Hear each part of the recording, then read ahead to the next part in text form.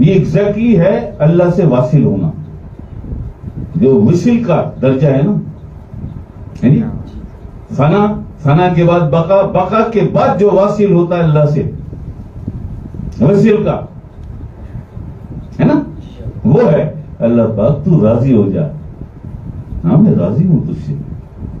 अच्छा फिर अपनी जात अता कर। अब मेरी जबान बन जा, अब मेरी आंखें बन जा, मेरे हाथ बन जा, मेरे कान बन जा।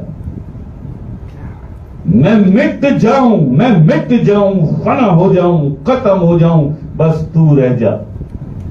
इस तरह मुझे अपनी जात अता कर। नहीं जी, ये है दरिया वहदत, जिसमें कतरा गिरता है तो दरिया बन जाता है। नहीं मानेगा, ना मान, निकाल के दिखा वो कतरा वापिस।